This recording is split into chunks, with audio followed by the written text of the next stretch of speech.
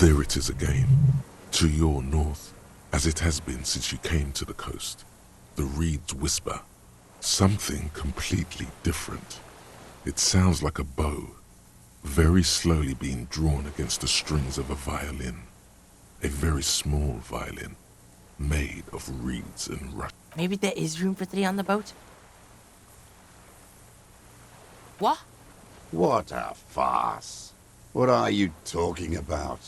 Is this really us? Your skin crawls.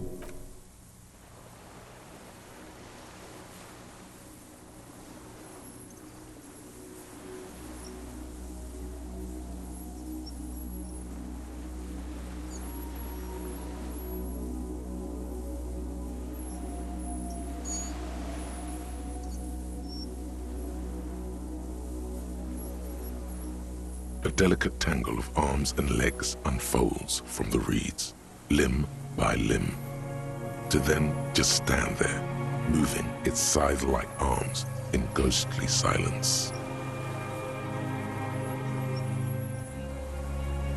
What are you talking about?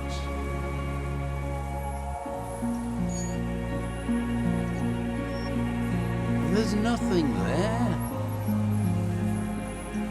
The stick insect is over 3 meters tall. It looks straight at you with its tiny pinprick eyes and its grotesquely small head. You feel your legs shaking under you and your gun hand rise instinctively.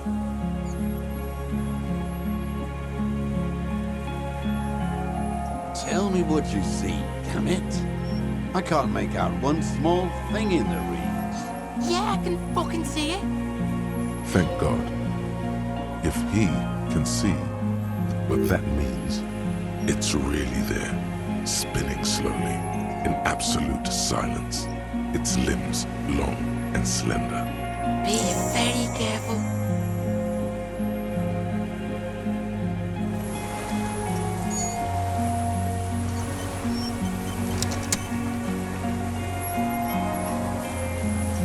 A fucking giant stick insect?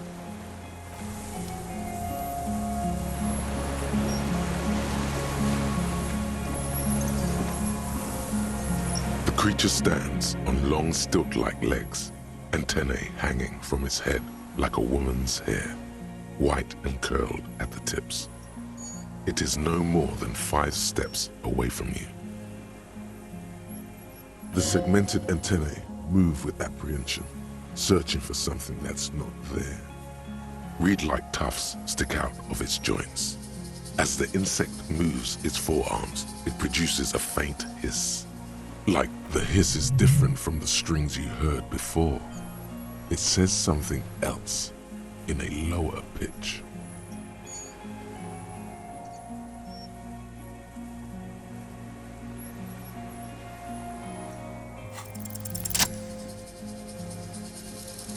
Slowly, with your breath held, you take 2 small steps toward the phasmid. The creature lets out a series of ultrasonic clicks that swarm around your head like swallows. Like laughter, a sort of happiness. Sweat drips from your brow, soaking your chest.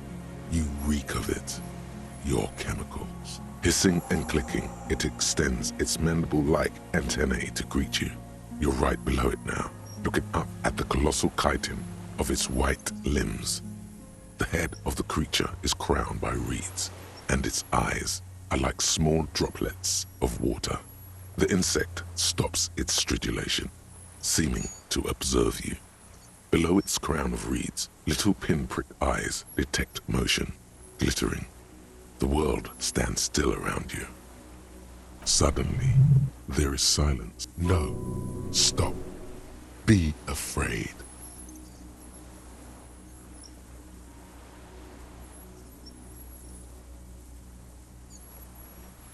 As you do, the invertebrate comes to life, its limbs moving independent of each other, as if each has a mind of its own. They are white, like stalks of porcelain, knitting above you. Shifting around in the reeds around it, in the muddy water, you notice some of its hind legs apparently standing on the water from time to time. It's that light. No reply. A total ancient silence comes from its mouth, along with what appears to be some kind of foam. The stridulations of its limbs continue all around you. You were right. Little bubbles form on the mouth parts of the creature, on its segmented lower lip. It looks to be foaming, slowly. The foam is white, then yellowish. Whoa! Maybe it's poison? Fucking hell!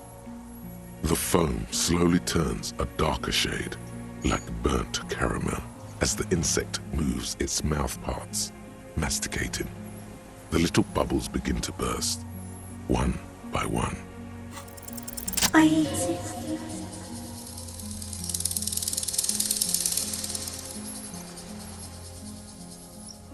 I am an unknown species of the order Phantasmadia, endemic to the Insulindia Isoma. For the last 350 years, I have hidden in plain sight, masquerading as the reeds, molting, cloning myself, unfolding at night to play with trashkins and boys. It may have unknown, dangerous biochemical characteristics that help it maintain its camouflage. No one unnoticed by the first settlers and the land surveyors of the suzerain. Also, by the soldiers of the revolution and the officials of the occupation. Even the Seminese islanders who came here first, but did not stay, have not seen me. I have stayed hidden through 4 forms of government and 2 scientific revolutions, until I was accidentally discovered by a detective of the citizen militia in Rebajou, district of Martinez, March 51. No, you are. The moral of our encounter is, I am a relatively medium life form, while it is you who are a total extreme madness. A volatile simian nerve system ominously new to the planet. The Pale too came with you. No one remembers it before you. The Nidarians do not. The radially symmetrics do not.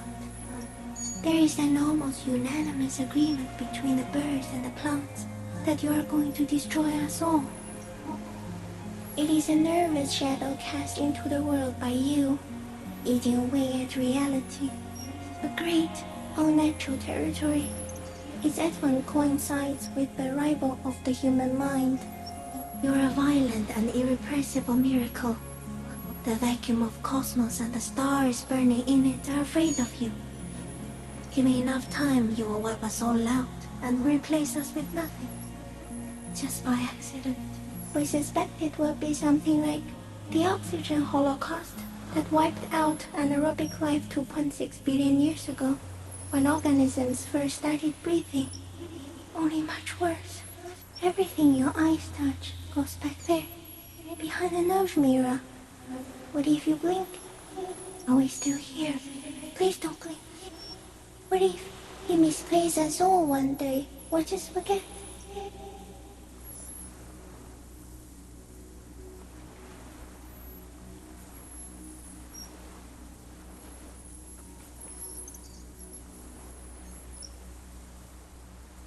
So, it is already happening. One day, one of you will close your eyes and sign, and open them to see that none of this ever existed. Doesn't look like you're spazzing out. Kuno knows all about seizures. You're just staring at the giant insect. Cool. So's Kuno. Kuno's also having a vision of a giant insect. And it's real. Back off before it eats you. Yes, I do not have a Stardew display, so I use a neurodegenerative element to aid in camouflage. Do not worry. It is only destructive over long periods of time. The deserter. He's been here for a long time.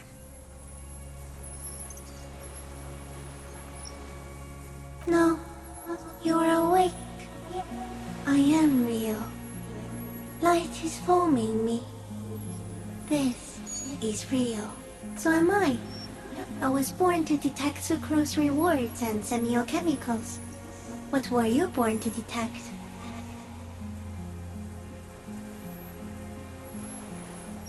He's in a bad state, deteriorating fast now. He thinks I am beneficial to him, but I am not. Very slowly, and only because he won't go away. It is meant to keep them from noticing me, to interfere with the pictures in their heads. But he has looked at me for too long, and I am destroying him.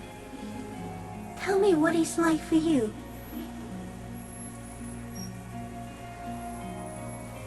Yes, holy is the Lord of hosts, and all the earth. Now, I will tell you what it's like for me.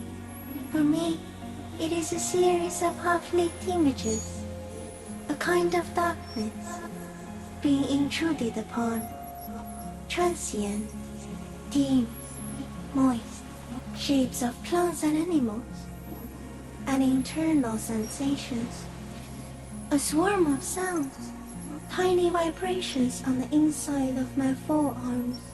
All speak of complexities totally beyond my understanding. I am at the end of a narrow funnel, weightless, so light, it only feels like something to be me.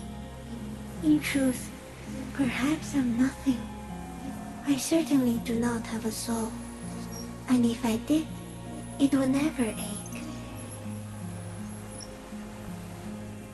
Are you sure? Sometimes, when molting, I regrow a lost limb.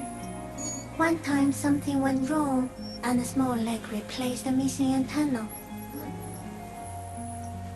Yes, the leg tried to move around independently, making it hard to walk. Yes, thankfully someone aided. The next time I molded, I grew an antenna again. Not even the birds know that. Not even the water lily.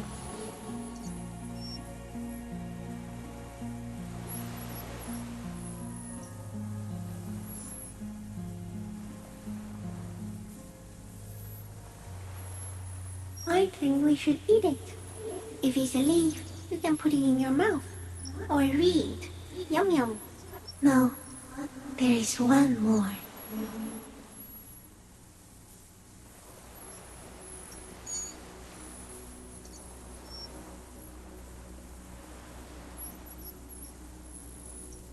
Thank you.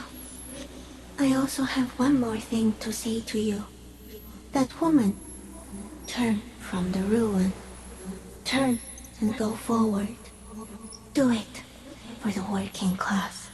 She was middle class. It doesn't take a 3-meter stick insect to tell you that. As you're turning away, the phasmid mirrors your movements, stepping on the water, the long limbs carrying its feather weight without breaking its surface.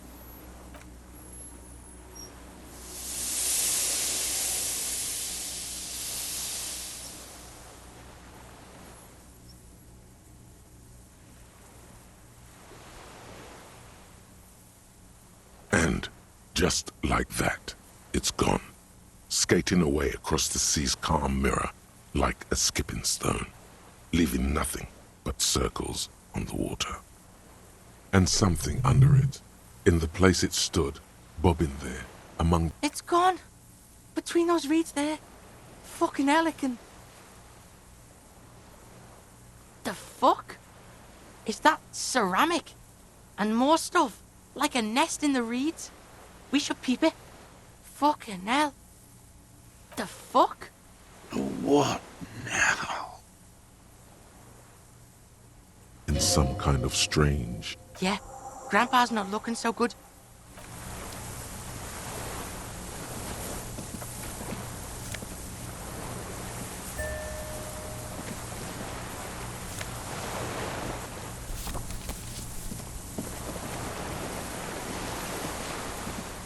What is it? What do you want from me? I can't